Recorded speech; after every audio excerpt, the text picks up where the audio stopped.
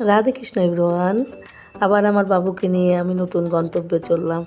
পাঞ্জাবে তার গন্তব্য শেষ হয়েছে, এখন সে নতুন প্রমোশন পেয়ে চলছে রৌরকেল্লা, উড়িষ্যায়। তো যেতে যেতে ট্রেনে আমরা সবাই মিলে বাবুকে রিসিভ দিতে গেছি। তো আমি দেখো দুই ভাই কেমনভাবে ঘাড়ে ঘাড় দিয়ে ভিডিও দেখছে। এই আনন্দঘন মুহূর্তটা আবার কবে আসবে ওদের মধ্যে ভগবানই জানে। যাই হোক আমাদের ট্রেন ছিল উড়িষ্যাতে যাওয়ার জন্য, হাওড়া থেকে ইস্পাত মেল সুপার এক্সপ্রেস। ওই ট্রেনে করে আমরা ফার্স্ট এসি বুক করেছিল বাবু এবার। তো ওই ট্রেনে করে খুব আরামের সাথেই আমরা রৌরকেল্লায় পৌঁছিয়েছি বেলা 3টের সময়। স্টেশনে নেমে আমাদের খুব বেশি হ্যাপা হয়নি, কারণ হোটেল থেকেই গাড়ি পাঠিয়েছে আমাদের রিসিভ করার জন্য। ওটুকু সময় লেগেছে গাড়িটা খুঁজতে, ওটুকুই। রৌরকেল্লা খুব বড় স্টেশন, বেশ সুন্দর। তো আমরা নেমে এসেছি, গাড়িটা সামনে দাঁড়ানো ছিল। তারপর থেকে আমাদের আর লাগেজপত্র কিছু ক্যারি করতে হয়নি। কোম্পানি থেকে যে গাড়ি পাঠিয়েছে উনি ওই ড্রাইভারই আমাদের সব লাগেজপত্র গাড়িতে তুলে দিয়ে তারপরে আমাদের গাড়ি করে পৌঁছিয়ে দেয় রাধিকা এজেন্সিতে। খুব কম সময় লেগেছে, কারণ স্টেশনের ঠিক পাশেই হোটেলটা। তবুও কোম্পানি থেকে যেহেতু বলেছে এটা ফর্মালিটি, তাই তারা গাড়ি পাঠিয়েছে এবং আমাদের আর কোনো লাগেজপত্র বিশেষ ক্যারি করতে হয়নি, ওরাই সব করেছে। যাই হোক গাড়িটা খুঁজে পেয়ে গেছি। গাড়িতে এবার সব জিনিসপত্র ড্রাইভার দাদা তুলে দিচ্ছে। স্টেশন থেকে খুব বেশি দূরে নয়, কাছেই হোটেলটা, হেঁটেই যাওয়া যায়, কিন্তু তবুও হোটেল থেকে গাড়ি পাঠিয়েছে আমাদের জন্য। তো আমরা পৌঁছে গেছি রাধিকার এজেন্সিতে। খুব সুন্দর হোটেল, আমাদের খুব সুন্দরভাবে ওয়েলকাম করেছে, ওয়েল ডেকোরেটেড, কি সুন্দর সাজানো গোছানো দেখো হোটেলটা। বাবু ফর্মালিটি পূরণ করছে, আমরা বসে আছি। সেই সুবাদে তারা এসছে, আমাদের ওয়েলকাম ড্রিঙ্কস সার্ভ করলো, সাজ বলে সাজ, সেটা খেলাম মা আর আমি। বাবু তো ফর্মালিটি করছে। খেতে একদম ভালো ছিল না, কি বিশ্রী ছিল খেতে, তবুও তো খেতে হবে, না খেলে তো চলবে না, দিয়েছে যখন। মুখ বেঁকাতেই খেলাম, শেষ করলাম ড্রিঙ্কসটা। বাবু আসলো, বাবু এসেও খেলো।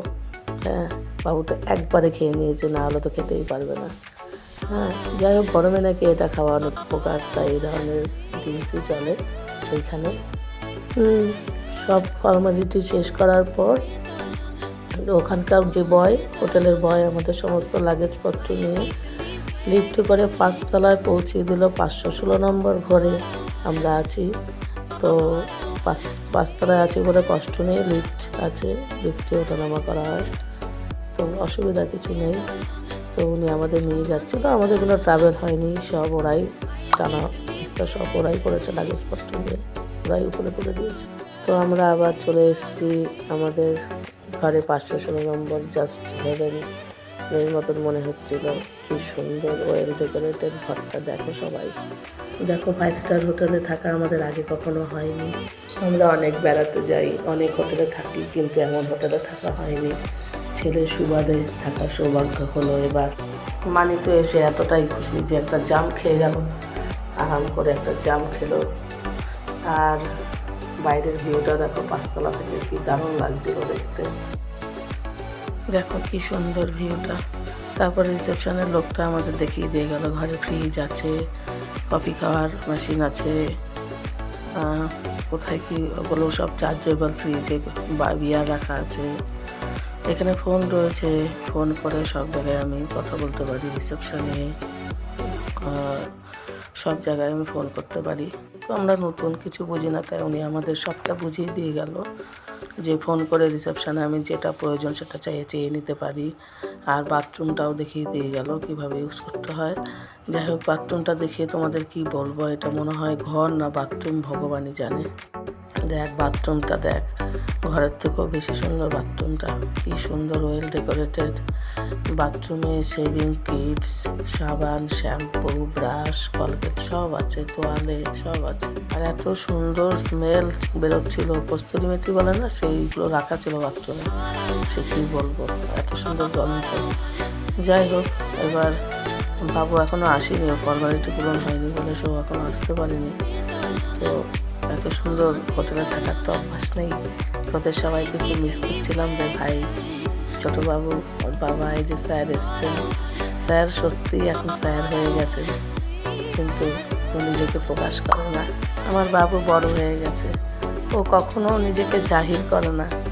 ও কখনো লজ্জা পায় না যে মাকে নিয়ে, মা, দিম্মা, বাবা এরা বেমানাম ওর লাইফে। এটাই আমার সবচেয়ে বেশি প্রাপ্তি। আমার বাবা আরও বড় হোক, অনেক বড় জায়গায় পৌঁছাক, আর এরকমই থাকিস বাবা সবসময় তুই, তাহলে অনেক বড় জায়গায় পৌঁছতে পারবি দেখিস।